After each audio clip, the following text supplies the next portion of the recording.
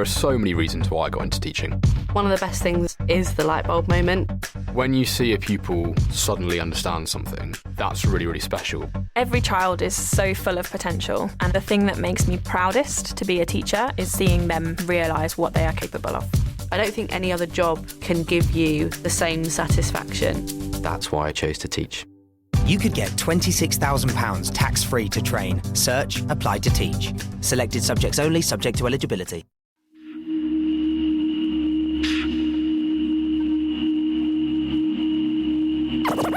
Ladies and gentlemen,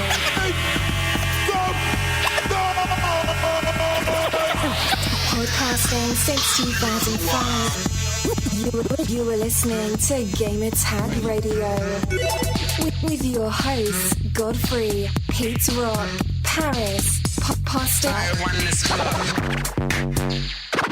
Come on.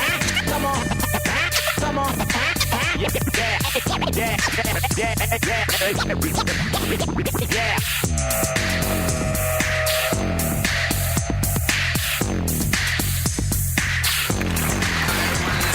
Welcome to Gamer Tag Radio episode 480.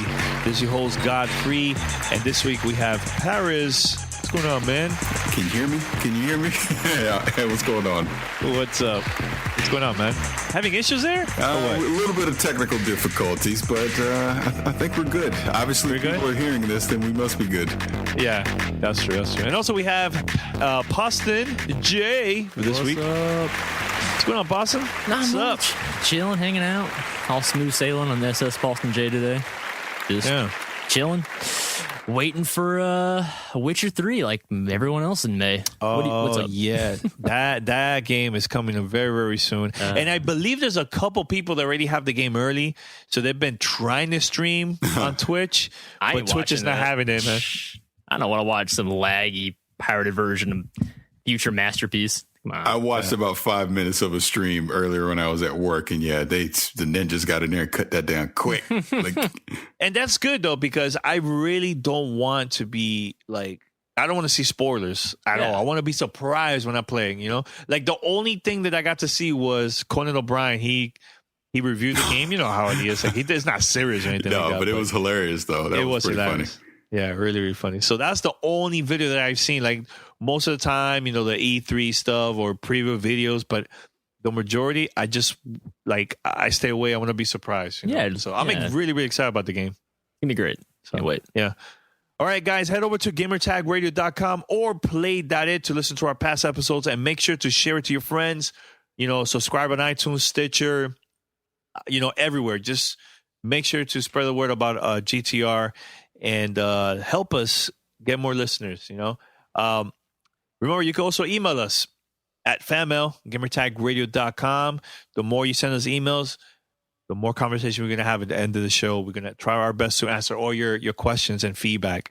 Also, give us a call, 786-273-7GTR. That's 786-273-7GTR. So let's start with this news, because I think all of us thought about this since we were little kids.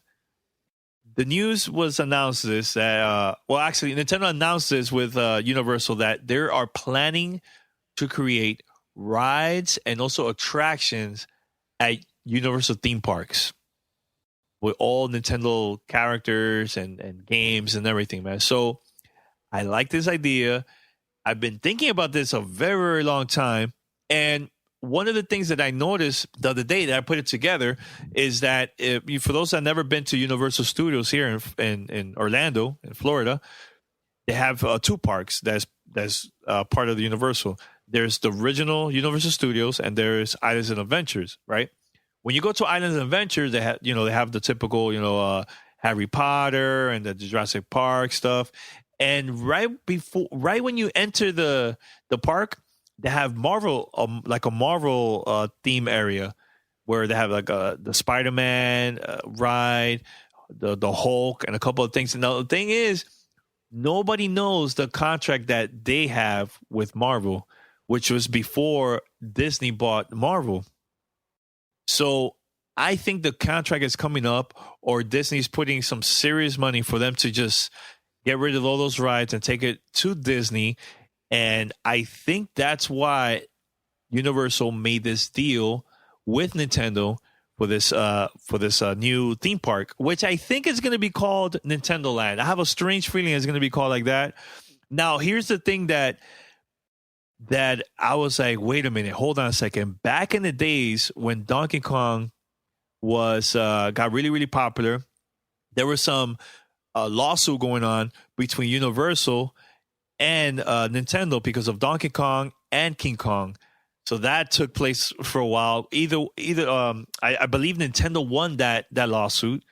They were like, nope, we're not gonna get sued. This is our own character. It's not it's not similar to the original movie from King Kong. This is like a totally different character and stuff. So I wonder, are they gonna like probably do some ride maybe with both of them, King Kong and Donkey Kong? I mean, I don't know. Who knows at Universal? But that's pretty cool though, right? That they're doing this finally.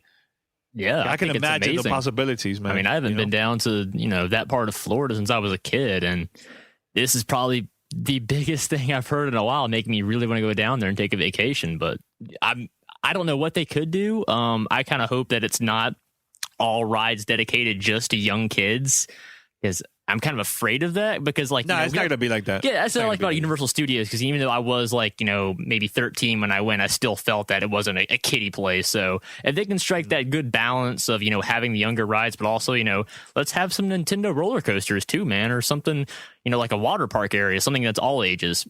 I'm all on board. As a person that lives, only one state away from Florida, this is right up my alley. I'm excited. And think about this. Just imagine the Donkey Kong ride, Mario Kart ride, maybe a Zelda thing. Yeah, I don't know. Like the Zelda. Anything. That sounds amazing. Or even Mario World, like 3D World. Like, there's so many things they could do with this. F-Zero, like roller coaster, maybe like something super fast. Oh, that sounds great idea. They could. I'm telling you, they could do the most craziest rides. Because they have so many cool characters. That, man, they could flip this big Splatoon. time. They got to have like a paintball area for Splatoon. Like paintball for kids. That sounds stupidly fun. Come on, Nintendo, like giving you ideas. Yeah. I'm excited. What about you, Parris? Like your thoughts about all as this, a parent, the only parent on the podcast right now, you put my kid in a paintball thing and they get all their clothes full of paint. I'm suing Universal. I'm letting you know that right now. Yeah. No, I mean, it's a good idea, obviously, to integrate Nintendo characters into a theme park setting and have, like you said, just have like a go-kart race that's a Mario Kart theme. Yeah. That'd be amazing to see. Like you said, they could cross-promote something with Donkey Kong and King Kong. That would be interesting as well. I mean, obviously, Mario being the mascot, there's a million different things they could do with Mario. They could have some Fantasyland thing going on with Zelda. I mean, there's a ton of different things that they can do. And like you said, the fact that they're losing all the Marvel stuff, I mean, they got to replace it with something, right? So getting Nintendo makes a lot of sense. At first, when they announced this, people thought that they were going to build like a whole new era, Universal. And I believe there was somebody, I can't remember who it was, either was somebody from Nintendo or a reporter from Japan, said that no, they're not adding a new location, at a new area for Universal. This is going to be somewhere that is already built. So yeah, it's probably next door to Hogwarts or something. I imagine they're just using the same space. Like what happened with the Harry Potter area. That used to be an old roller coaster ride, like about dragons. I can't remember the name of it back in the days.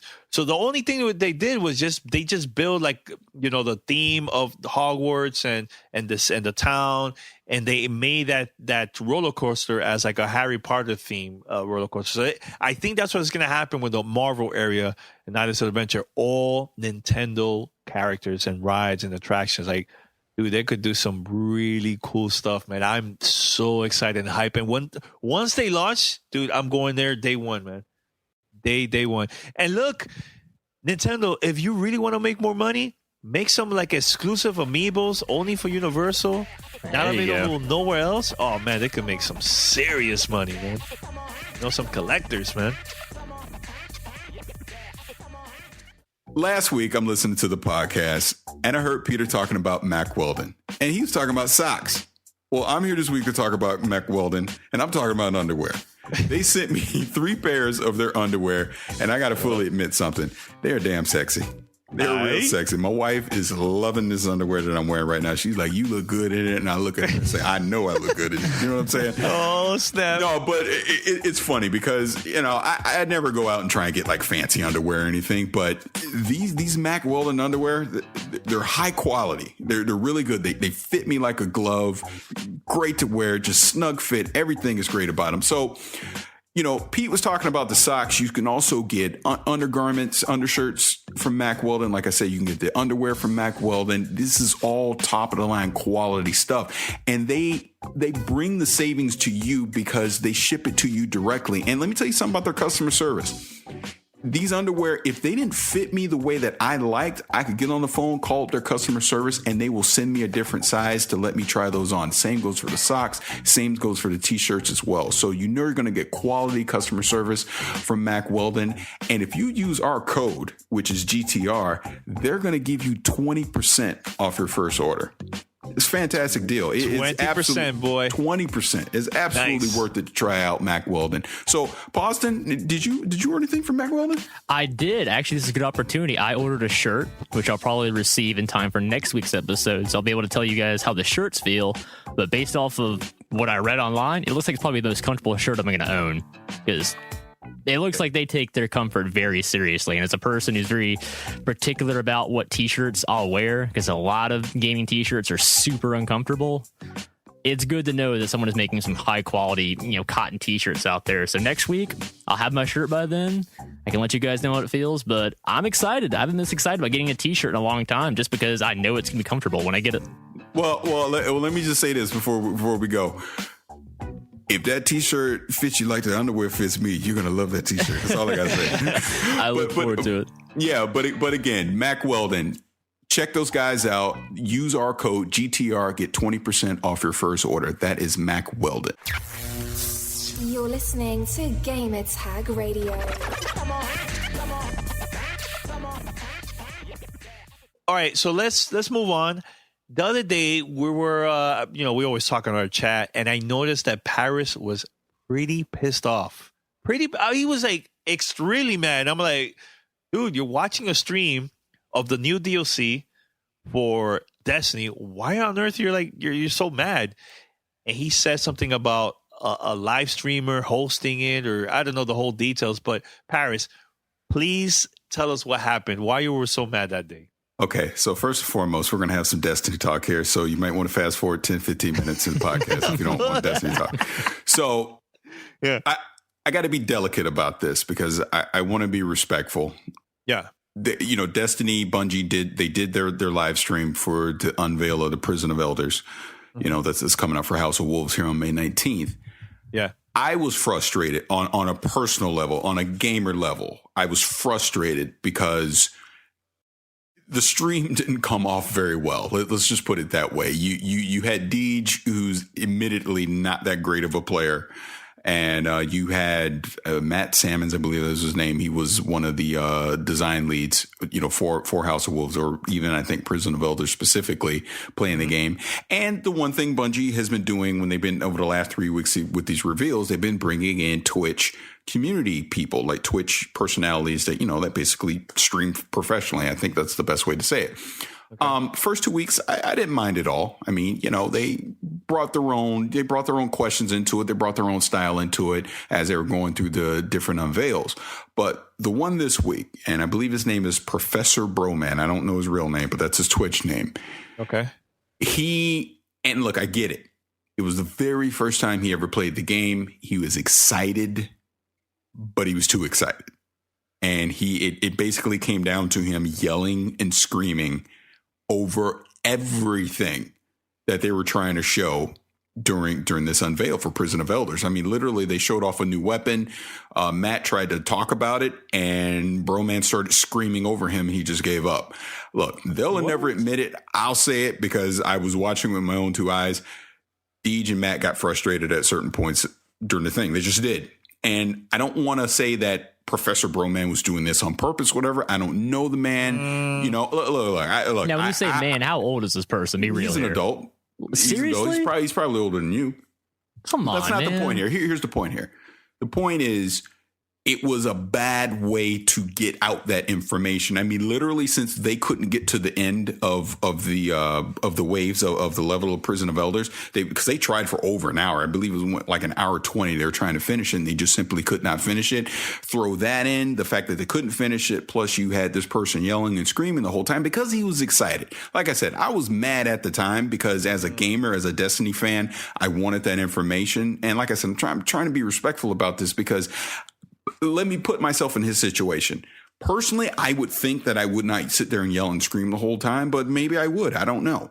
You know what I mean? He is live on Twitch in front of hundreds of thousands of people. I mean, hell, that stream broke records for Twitch, for people, checking out a Twitch stream. So I sympathize with him, but I'm also frustrated at the same time because I think in the future, Bungie needs to fix that. They can't. Look, I encourage community members being able to go to Bungie, being able to see the game and being able to unveil it for the entire community. I applaud that. I want to see more of that, but there's got to be some ground rules set. I mean, I understand being excited about something, but temper your enthusiasm at least a little bit. That's all I'm saying. Look, man, I want to say a couple of things about that, Parris. Look, I've seen YouTubers and Twitcher. Look, I subscribe to a lot of those YouTube channels that I like. I'm not saying everybody's like this, but there's a lot of fake personalities that is really, to me, is really uncomfortable for me to watch. I can't really sit there and see these persons that they act one way in front of the screen, and then when you meet them in person, they're not like that. It's like a totally different person. You know what I'm saying? So when you're saying that he's screaming, is it that's his style? I had no idea who this guy was until that unveil. So I don't know. Okay. I do know he is popular though. See that's the one thing. That's why I'm trying to not be disrespectful about this because he has his audience. He's very popular on Twitch. He does his thing. More power to him. Keep doing your thing. My point is, I don't care what your personality is. I don't care what your community is, the persona that you may unveil when you're doing your own streams, but you're on Bungie's stream. Bungie's trying to show off a game. Don't scream over the people so we can't get the information. That's my only beef with that. I think that's very disrespectful. I think that's just common sense, yeah. But that's what I mean. I don't think he was purposely doing it. I really don't. I don't think it was on purpose. I think he got overexcited and just kind of forgot where he was and forgot what the point of him being on that stage was for. It would be, let's put it this way. It would be like Phil Spencer having Peter come up on stage with him at E3 and he's showing off the new Call of Duty and Peter's just screaming Sparkle in two pieces the whole time. You know what I mean? You can't do that. But that's the thing. I don't see ourselves doing something like that. Like, I know there's a time of, like, we joke around all the time behind the scenes and on the podcast, but when it's time to be professional and just like, hey, I don't want to make the other person feel uncomfortable or whatever, we know when to do that. You know what I'm saying? Like, I feel that a lot of gaming companies are thinking like, wow, this person has 1 million followers. Let's invite them because we could get all those 1 million followers. Yeah. Maybe half of them probably will buy our game. Let's get, even though this guy or this person, I'm not saying this one that you were talking about, but I'm just randomly saying like a YouTuber or a Twitch or even a podcaster, like, hey, let's get them in or she, and let's see if it works out. And then when they notice how it is, like when it's like the final product, like the final stream or whatever, I know at the end they'll be like, oh my God, I don't know that was a good idea at all, man. You know what I'm saying? Like, I feel that it's like companies should not concentrate so much on just the numbers of followers that person has. Look, I know a lot that, like, I'll give you an example. Like, Justine, she has a huge following, right? But she knows when she has to joke around. She does that like online, on YouTube. But when it's time to work and stream something live for like a company like Microsoft, which she's done a lot of live streams for them. She's professional. She knows she will let the next person talk. She doesn't scream, and she has a huge following. You know what I'm trying to say? Like, that's the type of people that I would like to see because I want to be comfortable. I don't want to be like, damn, I have to switch the channel. I can't see this, man. You know what I'm saying? Like, I feel really, really bad for you, Parris, because you were like really hype about this for a very, very long time. And it kind of kind of kill the vibe for a moment. I know you're still going to get it, but at the moment right there, you're watching the stream, I know you're feeling really, really uncomfortable. Yeah, it was disappointing watching the stream. It was disappointing that Deej at the end had to tell me to go to a third-party site to get all the information, because the thing was, Bungie invited a bunch of the streamers and YouTubers and stuff to come out and capture footage the week prior. So they were under embargo until that official unveil. So what happened was, when they struggled through that unveil and couldn't finish it, Deej had to then turn to the camera and say, all right, everybody out there, go to these third-party sites and get all the information there. And see, and again, that was the frustrating part is I have Destiny themed sites that I like to go to, like I go to Planet Destiny and stuff like that all the time, which is fine. But the point is, I'm on the Bungie stream. I should be getting the information from Bungie instead of... And they did say that. Yeah. They were going to give you instead of someone screaming at me the whole time. So that was my frustration. But I don't want to belabor on that too much. I'll just simply say, I mean, I am excited for the House of Wolves. And I feel that Bungie has listened to the community and they fixed a lot of the gripes that people have had since its launch out. Like I said, I took a break for a while. I jumped back in last week. I played Iron Banner. I got the gear from there. And I mean, I had a blast. It was fun. You know, I look at Prison of Elders. That looks fun to me. Trials of Osiris is going to be fantastic. I can't wait to do that. Hopefully. No raids? No raids. Prison of Elders basically is replacing it. I mean, I want to get into depth of all the features and everything, but it's almost like a horde mode, but it's at different levels, and that's where you're going to get your gear and that kind of stuff. From, like I said, from watching some of the other streams, it looks fun. It definitely looks like something I want to play. The Trials of Osiris is kind of the in-game content for PvP, so I'm looking forward to that as well. Like I said, we'll see with the story. I mean, who knows? Knock on wood, probably won't be anything too fantastic. And the fact that the biggest thing to me is they've listened and they've gotten back to what Destiny was originally supposed to be, where now all our gear and weapons, we can level everything up to 34. So whatever our favorite weapons are, we can keep using those. Whatever our favorite gear is, we can use that. So everyone isn't stuck wearing Crota gear, because you have to have the highest level gear if you want to take on the biggest challenges. You know what I mean? So now everyone can be unique now in Destiny. And I think that's the biggest thing that I'm excited to see. And I really don't know what I'm going to do on May 19th, because I'm going to be playing The Witcher and I got to play Destiny at the same time. I already know I'm taking 2 days off from work. So let me ask you this. Which one are going to play first, The Witcher or Destiny?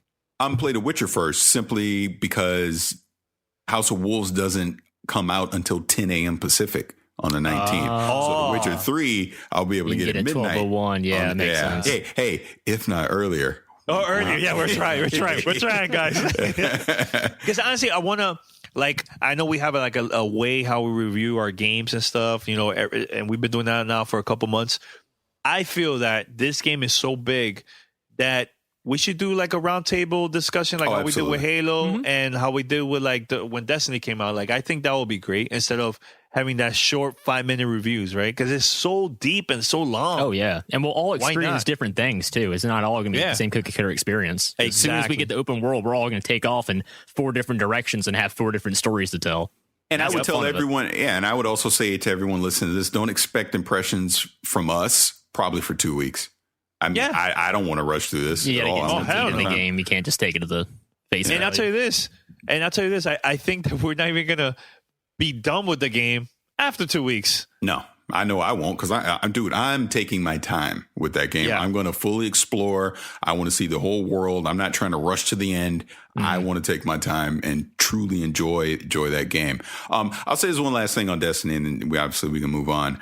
Again, I'm on PlayStation 4. I'm Vicious696. I'm down to play with anybody. And when I was playing Iron Banner, thank you all the guys that jumped in with me and we're playing. We had a blast. And to the person that tried to jump in right when I finally got to the rank 4 and I dropped out, I'm sorry. Because he was all excited to play. Yeah, let's go do this. And then I went and I turned in some bounties. I was like, I'm rank 4. I'm out. Sorry. Damn.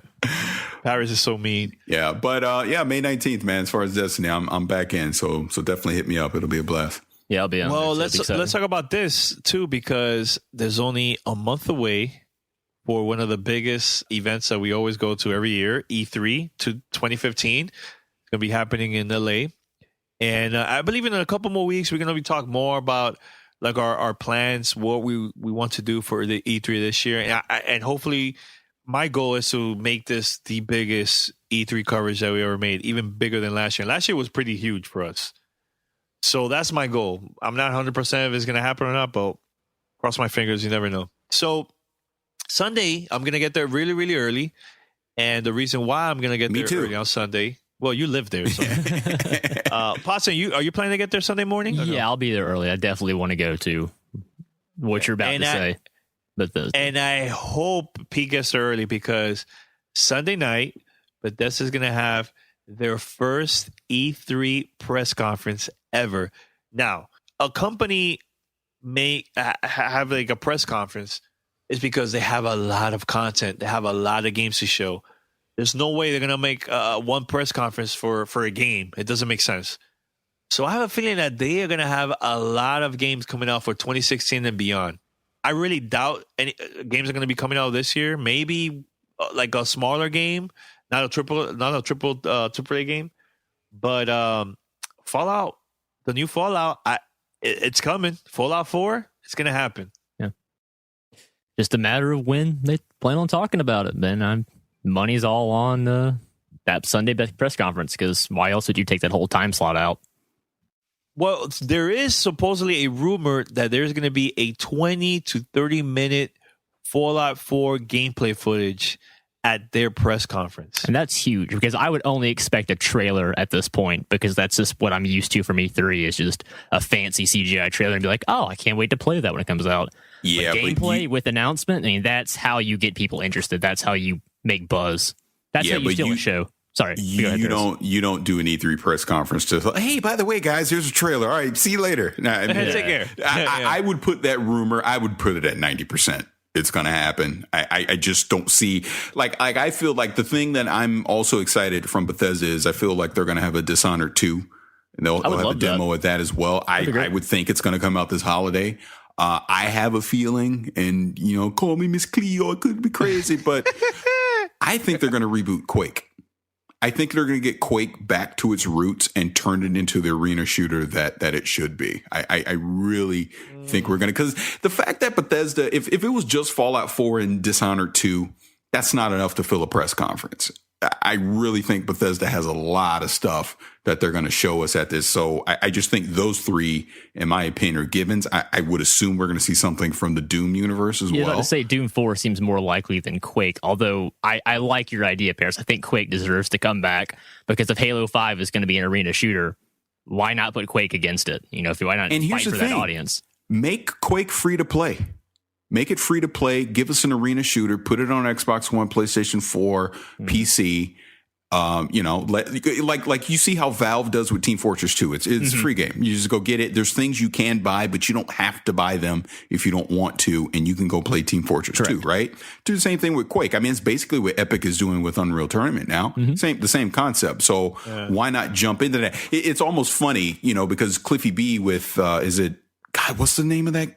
What is the code name now? I forget, but it doesn't matter. But the game that Cliffy B's working on right now, same thing. He's getting back to his roots. He's going back to arena shooters. I really feel like arena shooters are starting to have a renaissance right now. I mean, I don't necessarily know how hyped I am to jump back into all that kind of stuff, but with the rise of esports and streaming on Twitch and everything, arena shooters are just custom built for that. So I know we're tangenting off for a second, but yeah, I really hope that's what Bethesda has in store at their press conference for Quake. I want to see it. Please show us some new IPs.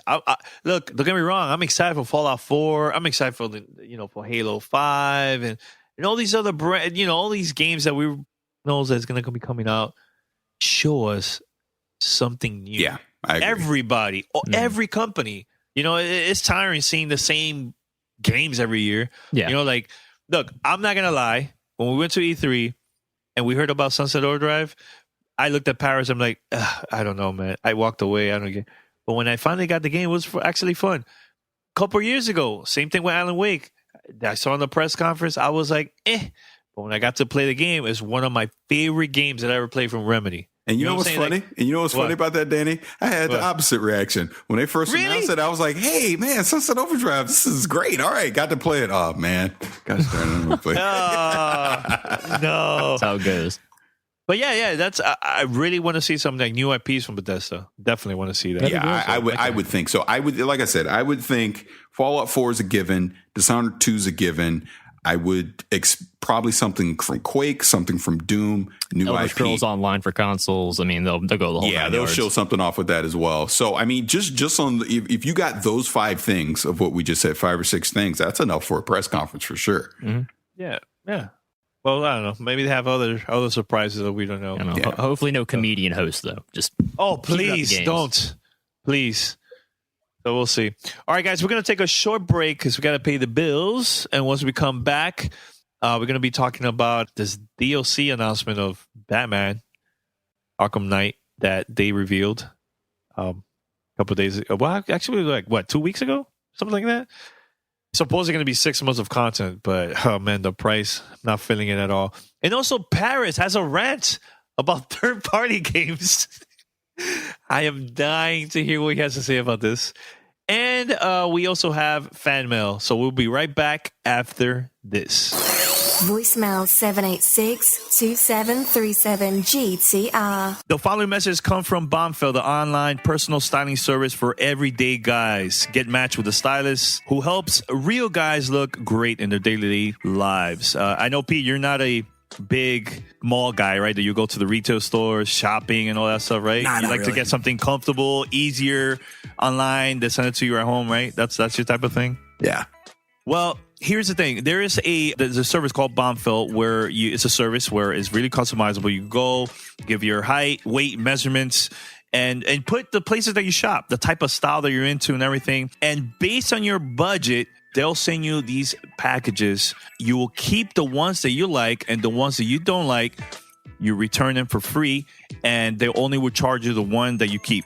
And you could cancel at any time. This service is really flexible and it's simple to understand. They cover shipping, returns. There's no fees of any kind. Customers have 10 days to try their clothes they received. So for GTR listeners, go to bombfell.com. That's bombfell.com/GTR. Make sure to sign up and let us know about Bombfell.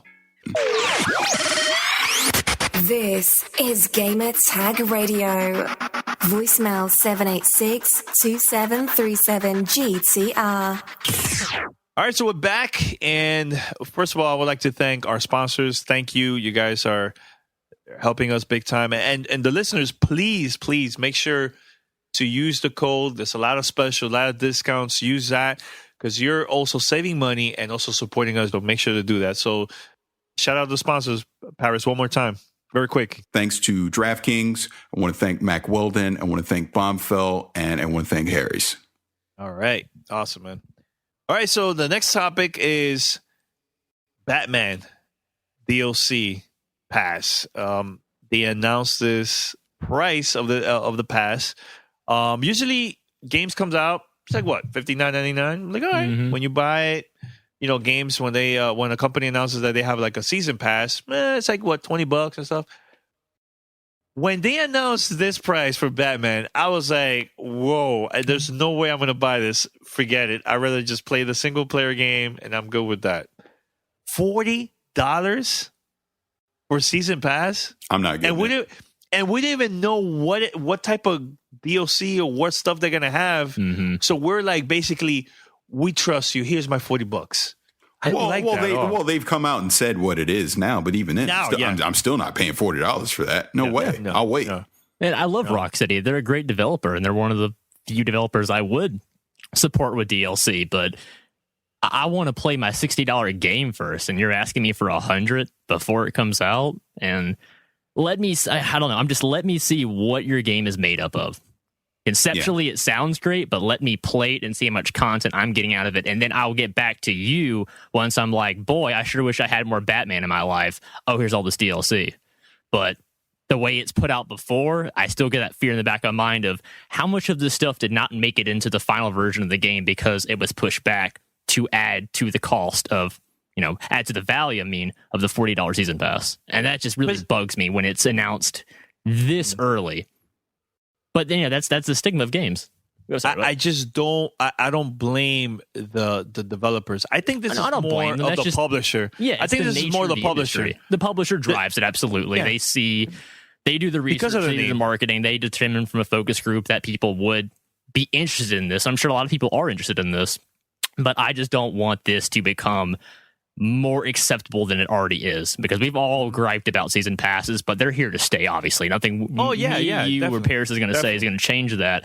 So you just have to be able to just make a stand with your wallet.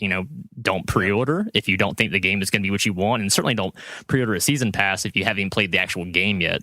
But here's what I've learned just when it comes to this DLC packs, season passes, and all that stuff. Don't buy them right away, especially if it's single player. If it's multiplayer and you're really into that multiplayer community, I can understand you jumping in, because you're going to want to have the latest maps and everything. You want to be able to play with your friends and do that kind of stuff. But if it's a single player experience, and I'm even throwing like The Witcher into this, because obviously they announced their expansions and all that. If it's single player, wait and see if the content is actually worth picking up. And Batman Arkham City is actually a really good example of this, since we're talking about Arkham Knight, in that they had that Harley Quinn pack and you could play as Robin, you can do all that kind of stuff. All of it to me was terrible. It was not worth the price of admission at all. Thankfully, I got it all on discount because I waited until there was a Steam sale for it. So I didn't pay full price as it would have been if I bought it day one. And I can tell you just from that experience, I'm absolutely doing the same thing when it comes to this, the Batgirl DLC and all the other little challenge maps and stuff that they're going to have that comes out with this for $40. No freaking way. I'll wait. That's too much. I will wait until there's a Steam sale on this, and then I'll pick it up and check it out. But no. And even then, I'm going to go by word of mouth if it's even worth picking up. To me, a game should feel complete on its own. If I need DLC to complete my experience, then the publisher and the developer have failed me. That's the way I look at it. Agreed. Now, here's the thing, though, too, guys. Like, I know that this game is very, really popular. Everybody loves Batman.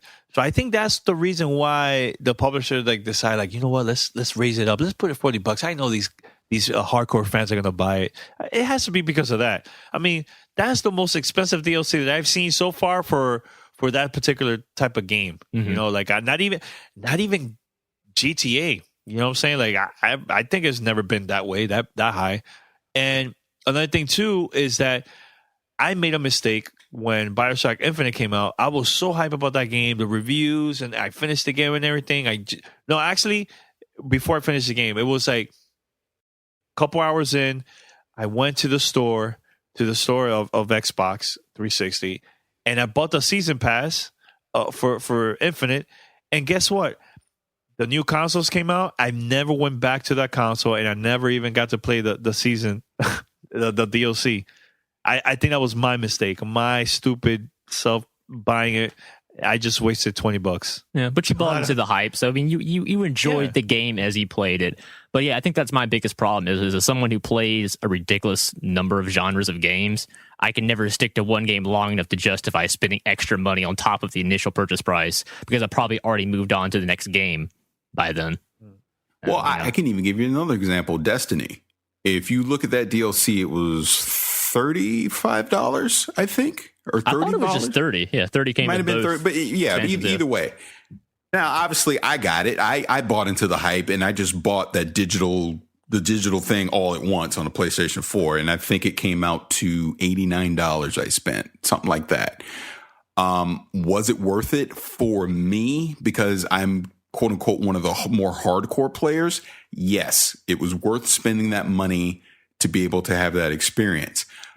But for someone like Danny, or even like you, Pawson, that isn't playing it a crazy amount like me and Pete do, you'd be insane to spend that amount of money on, and especially now that all the Dark Below DLC maps are now going to be free because the House of Wolves is out. You know what I mean? So you would have been wasting your money doing that if you'd have bought that all at once. So it really just depends on how dedicated you are into a game or franchise. Now, I took that leap of faith and it worked out okay for me. But if Destiny wasn't that game for me, I'd be kind of pissed right now. And I think and as we know, there's a lot of people that are pissed about that because. Well, can I say something about that though? Yeah. I bought the DLC. Well, there you go. I wasted money again, guys. Please help me. Now, full disclosure, just so people understand with us, we did get codes from Activision for all the DLC for free. Now, I bought mine. I gave mine away. You know what I mean? No, I bought the DLC. I got the game for free, but I bought the DLC. Yeah. So I wasted money on the DLC. Yeah.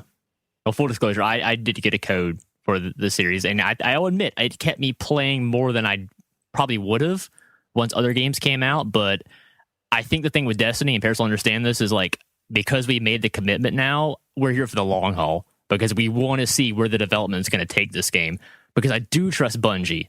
You know, I've loved their games for years, and I do think that a year from now, Destiny will be something great, fantastic, something I can recommend to a lot of people. But I'm on board because, you know, I have, you know, my level 31.5 Warlock. I put hundreds of hours into the game. I enjoy the PvP still. And now I'm almost more excited because we were also bummed when there wasn't going to be a raid for Destiny. But now it's more like I'm more interested in the new content, in the Prison of Elders, in the Trials of Osiris, because it is something different. Because I'm so used to the motions of logging on to Destiny, checking the weekly, the nightfall, what Xur has, log off. It's become so calculated and methodical, and I want to be excited to hop on May 19th and be, oh my God, what did they add new? So I've been trying to stay away from that information overload that is out there, which is great because, you know, a lot of people should see what they're going to get. You know, is it something enough to, you know, bring you back into Destiny, or is it something where it's like, I'm done with that game, I'm going to move on? But I love I think it's a gameplay thing. If you love the gameplay of a game that much, it's going to keep you playing no matter what comes. So I think maybe that's what they were looking at with Batman, because they knew, based on the past two games from Rocksteady, that on a gameplay level, Batman is fantastic. So I expect Arkham Knight to follow a similar path. So that's probably what they were thinking, is like, we know people like love the gameplay. How much do they love it? Do they love it enough to buy skins? They love it enough to buy extra characters, story DLC, that kind of stuff. So again, it also depends on how much do you love a certain game to stick with it. And I think Destiny is just special because it has that MMO aspects that are practically unheard of on most modern console games.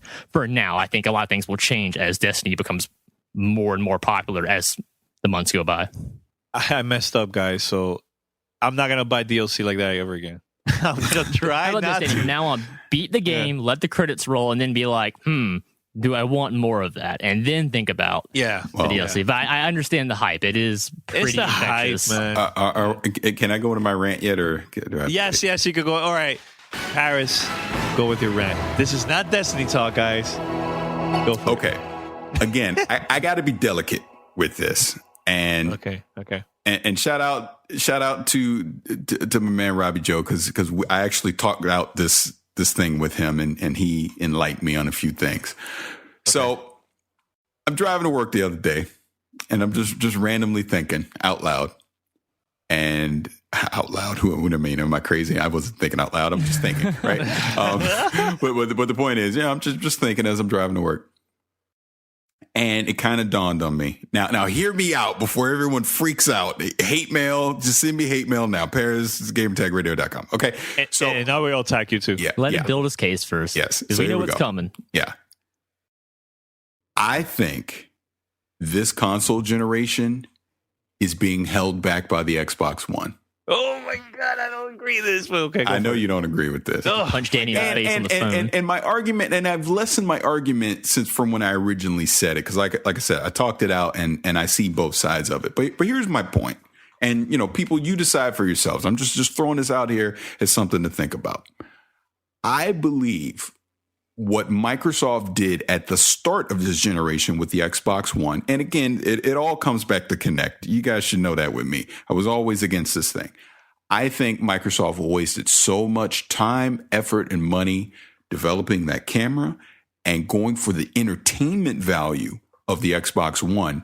They forgot about the actual hardware under your television needing to be powerful enough for gaming. And yes, it is powerful enough in that developers that work specifically on the Xbox One will be able to crank out some amazing titles. I fully expect Halo 5 to be amazing. I mean, etc. First party games on Xbox One should be fine. My issue, no, it's not a first party game. Listen. You're not listening to me. Listen, I'm talking about first party games. They should be fine. That is not the argument here. But when it comes to third party, here's my argument. I feel that developers have to always look at what the lowest common denominator is, right? When it comes to a system. This was the same thing last generation. It's the same thing now. My issue is I feel like the gap between the Xbox One, the PlayStation 4, and obviously the PC is bigger than it was last generation. And the reason I bring that up is I feel that developers cannot waste the time, effort, and resources to pull the full power out of the Xbox One, which has already been admitted to be very hard to develop for due to the ESRAM and just the way that they design that system compared to what developing on the PlayStation 4 and the PC is. They're not going to be able to take the chances with third-party games that they probably could have if Microsoft would have stepped up and built a more powerful piece of hardware.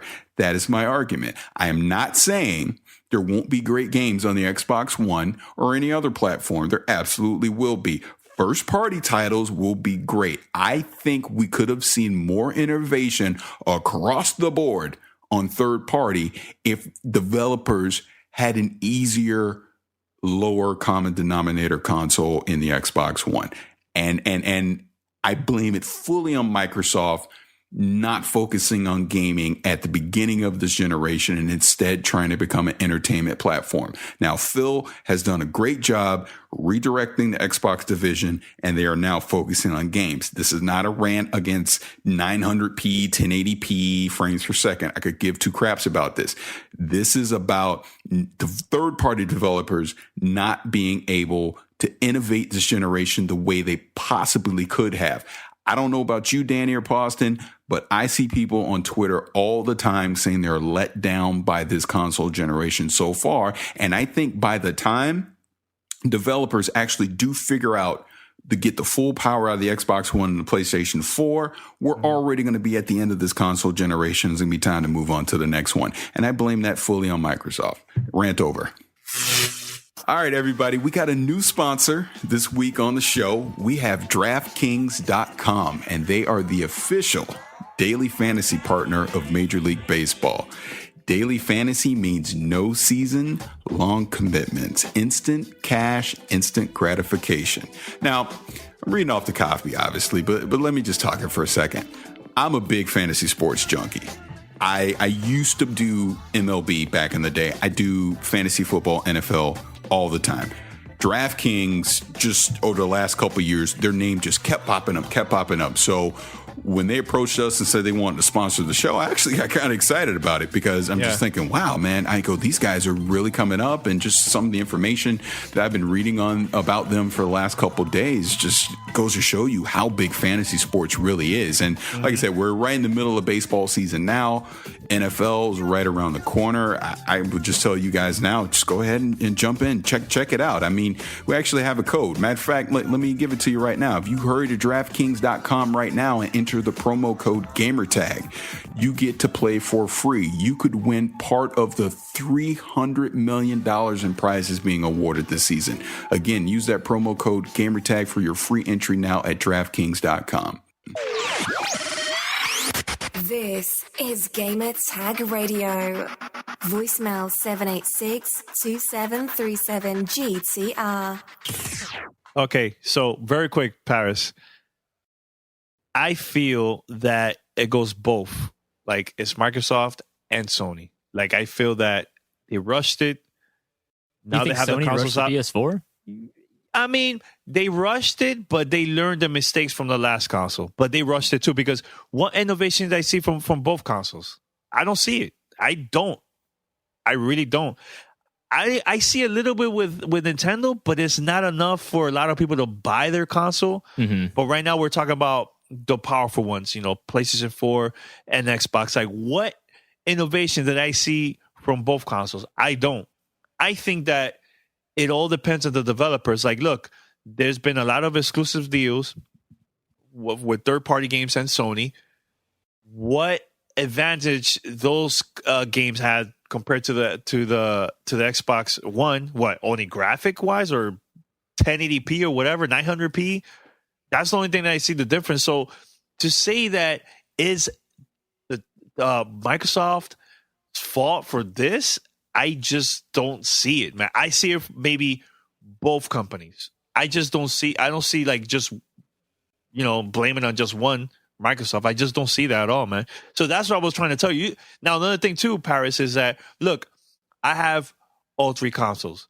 I'm planning to get the new Witcher for the Xbox.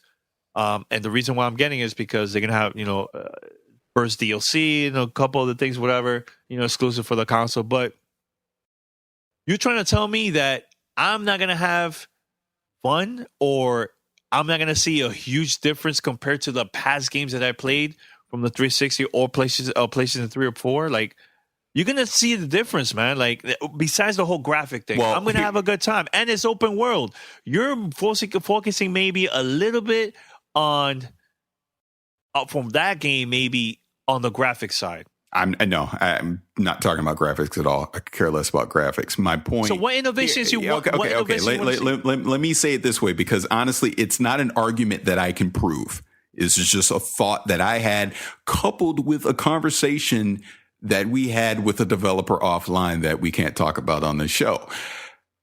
My argument is, this generation, this innovation of gaming, these open world games, just things that they could do, the growth of it has been stunted because there's a piece of hardware that limits what they can do. I cannot prove this argument. This is just, again, my opinion. So I'm sure I will get destroyed for this in the comments this week on the podcast. This is just my opinion. I cannot prove this. It's just a theory that I have. I feel like if the Xbox One was a little easier to develop for, and there was a little more under the hood, that means the lowest common denominator for gaming would be higher, which means you could see, like we talk about Witcher 3, instead of it being 35 times, bigger than Witcher 2, maybe it's 50 times bigger. You know what I mean? Maybe there's some new gameplay mechanic that developers would like to do, but we can't really pull that off on the Xbox One, so let's not even try it. We're going to waste too much time trying to develop for it. Let's not do it. You know what I mean? Things like that. And again, I can't prove it. This is just my opinion. This is just my thought process. And again, I bring all this back to it. I'm disappointed in what Microsoft did to start this generation. Are they trying to fix it? Absolutely they are. That's not my argument. But I just think that Xbox One should have been more than what it currently is. And that's my disappointment, because I feel like they wasted way too much time on that stupid camera and on trying to make this thing, bread your toast, butter your toast and open your refrigerator and do all this other nonsense, instead of making it a game machine. Yeah. And that's what, sir? Yeah, no, I want to, because we have to move on. Okay. I just want to say something very quick. Blame Don Matrick. Yep. He left. Yep. Now Phil took over. There's nothing else they could do. They just got to go with what they have. And the thing is, we don't know what's coming for E3. We don't have no clue what new games are coming. Maybe E3, we see something crazy, innovative that we have never seen before, and it's going to change your opinion. Well, and trust then me. There's all this. Yeah, trust me. I hope I'm 100% wrong. I really do. Okay. I hope everyone can hop on Twitter and send us email and go, Parris, you are a beep, beep, beep idiot. I hope that happens. I really do. Make that happen, guys, during E3. All right, so we got to move on. All right, so right now we're going to play this review from Parris. Parris, what you have for this week? I'm reviewing an SSD drive from OCZ. It is the ARC 100. All right, so let's play it right now. All right, back again this week with another hardware review. This time I want to talk about an SSD hard drive. I want to talk about the ARC 100, or as I like to call it, the ARC 100 from OCZ. I want to thank OCZ for providing this hard drive to us. It is the 480 gigabyte version of this hard drive. Now, in this review, I used it as my primary hard drive for my operating system, which was Windows 7, and I also used it for storage for gaming, and that included games on Steam and also on Origin. So, talking about this hard drive for a second, this is their entry-level hard drive, the ARC-100, which basically means its read-write speeds are a little slower than some of the other SSD drives you may find out there on the market. But being brand new to SSD drives, I found it to be plenty fast. Just to give you the specs on that really quick. The read speed came in at 490 megabytes per second, and the write speed came in at 450 megabytes per second, which, again, super fast from the hard drives that I've been using in the past. So going to SSD was just like an evolution to me. I just was amazed. Again, being on Windows 7, I go from hitting the power button to actually logging into Windows 7 within like 15 seconds. Just to give you a comparison, previously, my old PC, it was taking minute and a half before I was actually able to get into Windows 7 and have it actually working by the time everything loaded up. So going with gaming, again, just the load times are just lightning fast. I cannot stress that enough, how I'll bring up a game like Batman Arkham City or BioShock Infinite, and you hit that load screen, and I'm just used to waiting, like, all right, we're going to have to wait here a minute. Maybe I'll go do something and come back and we'll load in. No, this thing says loading, and then boom, I'm in the level and ready to play. So if you're a budget gamer and you're looking to make that leap to SSD, I cannot recommend enough to pick up this ARC-100. And when I say budget, again, I think the ARC-100 is actually probably getting close to end of life, and because I know they're coming out. There's a 150 version out already, and I know a 180 version is about to come out very soon. And they all both have higher speeds as well. But price is a factor. And just doing a quick look before I did a recording of this, you can get this same 480 gigabyte ARC-100. If you do some smart shopping on Google, you can find this thing for under $100 right now, which for the speed versus the amount of storage that you're getting is a fantastic deal. I cannot recommend it enough to go pick it up at the budget price that you can find right now. Now, hopefully in the future, we'll be able to test out some of the higher speed SSD drives from OCZ, and we can do a comparison at that time. But I can say right now, being new to SSD drives, and just the speed difference that I'm seeing from our old traditional mechanical hard drives, this is just amazing. I'd also like to throw in this. OCZ was purchased by Toshiba. I forget exactly how long ago that was, but the warranty that OCZ now provides on their drives is fantastic. Basically, no questions asked. If you have an issue with this, they'll replace it. It's really that simple. So again, this is the OCZ ARC-100. It's the 480 gigabyte version. Like I said, if you do some Googling, you can find this thing right now for under $100. I do believe I saw it specifically on Tiger Direct with some mail-in rebates for $70. But it is a fantastic buy. It may not be the fastest SSD drive out there on the market right now, but if you're trying to ball on a budget like I try to ball on a budget, this is absolutely an SSD drive that you can pick up and increase your gaming speeds dramatically. This is Parris, Gamertag Radio. I'll send it back to the show. All right, so we're back. Parris, thanks for the review. I think we have to go to the next topic, Parris, because we're running out of time. It's cool? Yeah. Okay. I would just say balling on a budget, but keep going. Yeah, that price is amazing. You can't knock that. Yeah, awesome. All right, so let's go with fan mail. Fan mail at gamertagradio.com. All right, so we have two questions. Guys, send us questions. Send us some good questions for us to talk about. So fan mail at gamertagradio.com. One more time. All right, so Pawson, what's the email that we have here? All right, so this one comes out from Cameron Cooper. Shout out to Cameron. But he says, hey guys, just wanted to ask you a general question about the upcoming E3 event. I've been to Comic-Con a few times, and I know how ridiculous it is to get a ticket there. I've never been to an E3 event before, and I've been wanting to go for the past few years, and I've been looking online for tickets and just can't find any. I recently saw a blog on a website where someone said you had to be associated or work closely within the gaming industry to get in. Is this true, or is there a place you can go to get tickets / a pass? I do understand it's probably way too late to go this year, but how do you get to go? Well, I believe, yes, there's just different ways. Like if you have a blog or you work in the gaming industry, or if you work on the retail industry too, you could also attend. Mm-hmm. Now, if you're just a regular person and just want to attend just like that, they do sell tickets, but they're not cheap. I believe the last time I checked, maybe between $700 to $900 just to attend E3. Mm-hmm. So you could do that. I mean, if you really want to. I honestly will say this. When you go to this type of event, it's not an event that you go like PAX and you play all these games. And no, trust me, when we go to these events, we hardly play any games. So a lot of walking, we go there, a lot of working, a lot of interviews. Like our voice becomes like pretty bad by the end of the week, and that's all we do. We don't spend time to play. Like maybe last year, how many games we actually played? It was like maybe like less than 5 or 10, maybe. I don't even remember playing the game. It wasn't honestly, it wasn't even much because the majority of time is the developers are playing the game and they're talking or they show videos. And sometimes you go to like a different booth, like let's say Microsoft or a PlayStation, you could go there and play. But trust me when I say this, if you're like doing like the whole blogging and podcasting on YouTube, you're not going to have that much time to play, man, over there. Like you just go see and walk around. That's the majority. Yeah.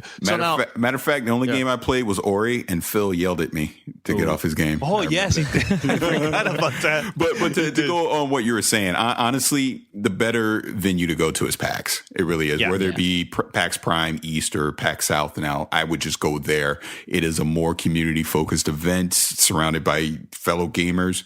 That's where I would go. E3 is business. I mean, it's us trying to cover the games, doing interviews, and there's actual retailers talking to the publishers, making business deals. That's what E3 is all about.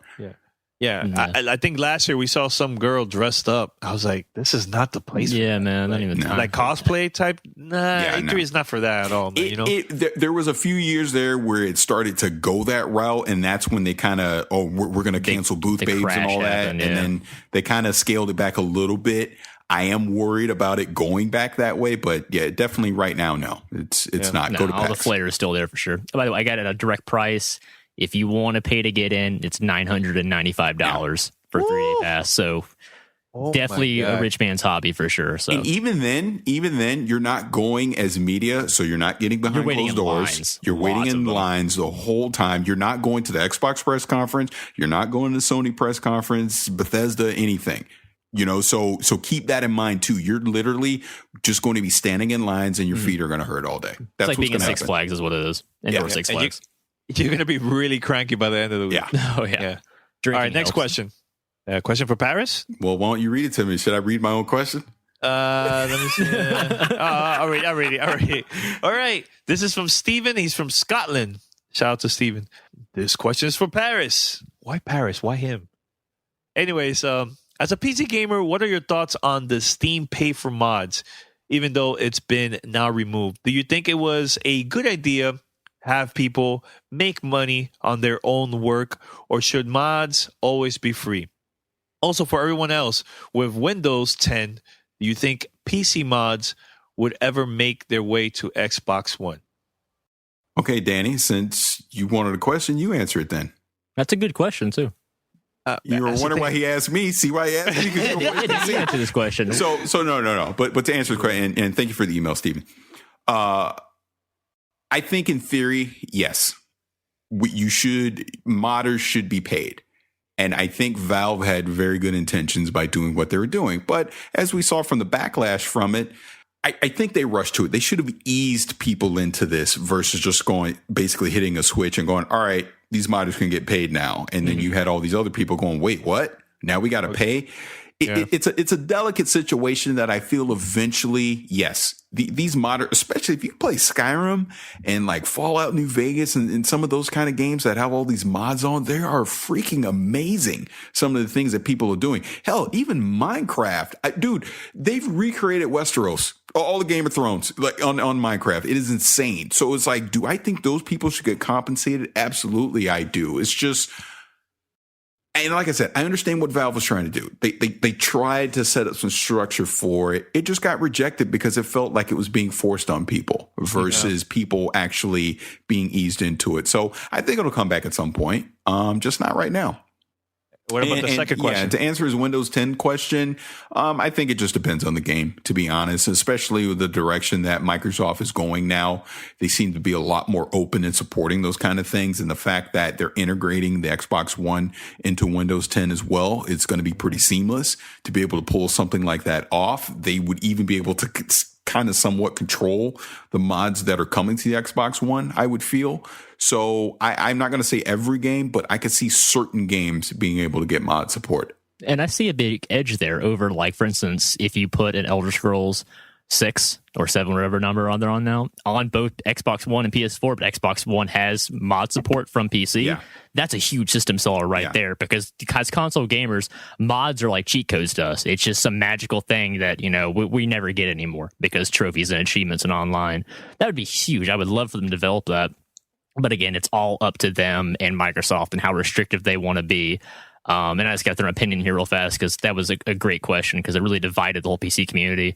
But the paying for mods, yeah, I agree with Parris. If you put that kind of dedication and work in, you should be rewarded because that's how you get things like Portal and Left 4 Dead and Counter-Strike and countless other games that were born out of fans and how much they love their games and how much dedication they're willing to put into those games. And I just think the problem was they started with Skyrim, which is probably like the biggest existing development mod community on PC on Steam, and that was just a wrong choice because they're going into territory they probably didn't fully understand, and the backlash was so vicious because that was such a dedicated modded community from the beginning, and now some were being shut out because they were not agreeing with Valve. And I just think they should try it again, but they need to do it slower, implement it slower, and pick a newer game. Like, you know, whatever the next Elder Scrolls is, or the next Fallout 4, for example, then you look at bringing that back and announce it way in advance. Just don't say, surprise, this is a thing now.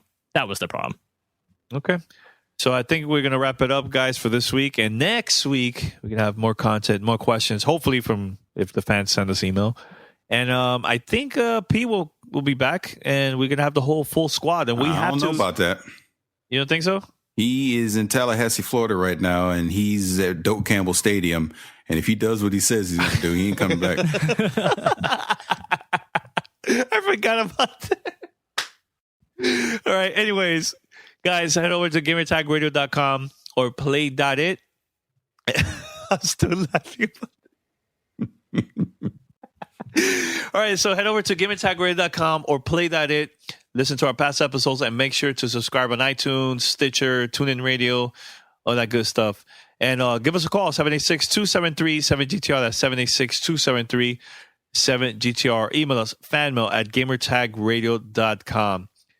Witcher, coming soon. Can't wait. Hopefully we have a full review before E3 and all that stuff. So anything else, guys? Derrick Rose beat the Cavs with a 3 at the buzzer. Ooh, okay. Posson. Go Hawks. We're on the NBA train. All right. Until next week, we are out. Peace. Later. You're listening to Gamer Tag Radio. Be sure to like us on Facebook. Follow us on Twitter. Thanks for listening. Tune in next week.